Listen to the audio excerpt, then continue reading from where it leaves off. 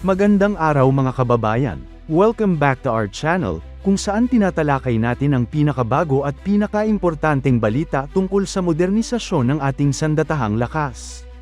Ang Pilipinas ay unti-unti nang lumalakas pagdating sa depensa, at isa sa mga pinakamalaking hakbang na ginagawa ng Armed Forces of the Philippines ay ang pagkuha ng mga high-tech at world-class na weapon systems.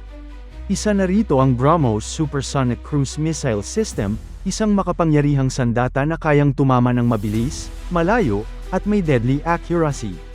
Ayon mismo kay AFP Chief of Staff General Romeo Bronner Jr., dalawang karagdagang BrahMos missile system batteries ang inaasahang darating sa Pilipinas sa mga susunod na taon. At hindi lang ito basta missile system, ito ay simbolo ng lumalalim na ugnayan ng Pilipinas at India sa larangan ng defense cooperation. Tara't pag-usapan natin kung ano nga ba ang BrahMos, bakit ito mahalaga para sa Pilipinas, at ano ang epekto nito sa seguridad natin sa West Philippine Sea. Pero bago tayo magsimula, tandaan natin na ang matatag na Pilipinas ay hindi lang nabubuo sa lakas militar, kundi sa maayos na pamahalaan, paglaban sa korupsyon, pagtanggi sa political fanaticism, at pagsugpo sa fake news. Mahalaga yan para sa tunay na seguridad at katatagan ng bansa. Ang BrahMos ang kauna-unahang precision-guided cruise missile system na isinama sa Philippine Marine Corps Arsenal, isang milestone na hindi pa natin naabot sa kahit anong previous generation ng coastal defense. Ayon sa Department of National Defense, ang missile ay deploy sa pamamagitan ng Shore-Based Anti-Ship Missile System, SBASMS, isang self-contained ground launcher na kayang umatake mula sa isla o baybaying bahagi ng bansa. Hindi rin basta testing lang ang nangyari, may aktwal na training launch exercises na isinagawa ng Philippine Marine sa tulong ng Indian Navy instructors para masigurong handa ang bawat operator. At kung ikukumpara sa Harpoon missiles na ginagamit ng ibang bansa, mas mabilis at mas malaki ang payload ng BrahMos, kaya ito'y isang lethal and credible deterrent, lalo na kung ang pag-uusapan ay kaligtasan at soberanya sa ating exclusive economic zone.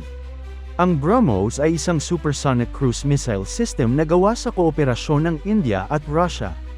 Ang pangalan nitong BrahMos ay mula sa dalawang ilog, Brahmaputra sa India at Moskva sa Russia. Sa madaling salita, ito ay simbolo rin ng strategic partnership ng dalawang bansang yun. Pero anong klaseng weapon ito? Ang BrahMos ay isang supersonic missile na kayang tumama sa mga sea-based o land-based targets mula sa mahigit 290 kilometers ang layo, at kung upgraded ang variant, umaabot pa sa 450 kilometers. At dahil supersonic ito, umaabot ang bilis nito ng Mach 2.8 to Mach 3, o halos 3 beses ng bilis ng tunog. Ibig sabihin, halos imposibleng intercept ito ng mga kalaban dahil sobrang bilis. Bukod pa rito, ang BrahMos ay pwedeng deploy sa land, sea, at air platforms, pero para sa Pilipinas, ang una nating nakuha ay ang shore-based anti-ship variant. Kung matatandaan ninyo, noong January 2022, pumirma ang Pilipinas ng $374 million deal sa India para sa unang BrahMos missile system. At noong April 2023, dumating na sa bansa ang unang batch ng shore-based BrahMos systems na inilaan para sa Philippine Marine Corps. Ang deployment nito ay bahagi ng Coastal Defense Regiment ng Marines. Ito ang unit na naatasang mag-deploy ng advanced missile sa mga strategic coastal areas ng bansa, lalo na sa mga lugar na malapit sa West Philippine Sea.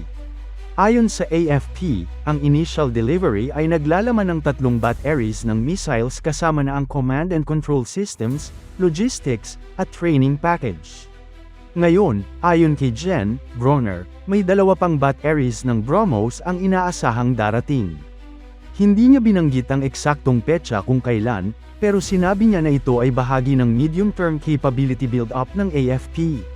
At ang magandang balita dito, ayon pa kay Jen Bronner, ay kahit high quality ang BrahMos, hindi ito prohibitively expensive.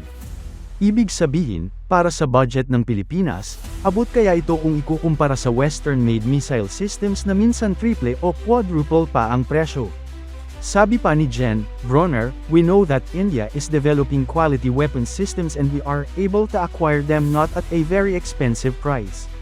Sa madaling salita, cost-effective ito pero high performance, isang winning combination para sa isang developing country na tulad natin.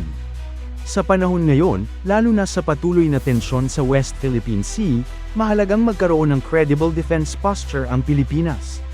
Ibig sabihin, kahit hindi tayo ang pinakamalakas sa rehiyon, dapat meron tayong sapat na kakayahan para ipagtanggol ang ating teritoryo.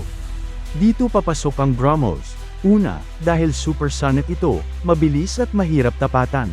Kung sakaling may pumasok na foreign vessel sa ating EEZ na may intensyong hindi maganda, ang BrahMos ang pwedeng maging deterrent o pantapat. Pangalawa, shore-based ang deployment, kaya hindi kailangan ng malalaking barko o submarino para magamit ito. Nakalagay ito sa mga mobile truck launchers, kaya madaling ilipat kung kinakailangan. Pangatlo, mataas ang accuracy.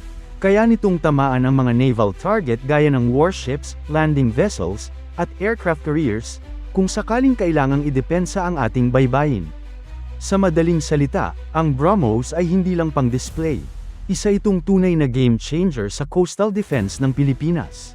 Hindi lang ito tungkol sa depensa ng bansa.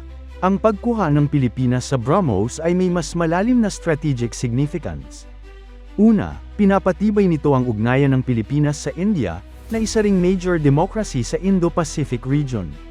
Sa gitna ng lumalakas na presensya ng China, mahalagang magkaroon tayo ng diversified sources ng armas, hindi lang sa US o Europe. Pangalawa, tumataas ang credibility natin sa international community bilang bansang handang ipagtanggol ang ating karagatan. Pangatlo, nagbibigay ito ng leverage sa diplomatikong usapan. Kapag alam ng ibang bansa na may kakayahan tayong lumaban kung kinakailangan, mas mataas ang respeto at ingat ng mga ito sa pakikitungo sa atin.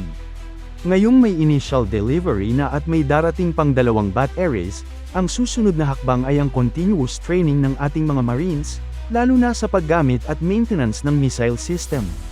May mga Indian personnel na kasama sa initial training at technical support, pero balang araw, ang mga Pilipino na mismo ang mag-ooperate at mag-maintain ng buong system.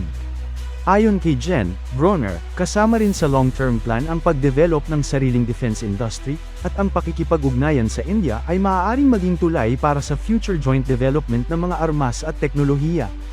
Sa panahon ngayon ng global power shift, hindi pwedeng iasalang natin sa ibang bansa ang ating seguridad. Ang pagdating ng BrahMos missile system ay isang patunay na kaya nating mag-invest sa sariling depensa. Hindi ito luho kundi isang necessity. At habang patuloy ang pagbabago sa regional landscape, isa lang ang malinaw, ang Pilipinas ay hindi na basta-basta. May boses na tayo, may kakayahan na tayong sumagot kung kinakailangan.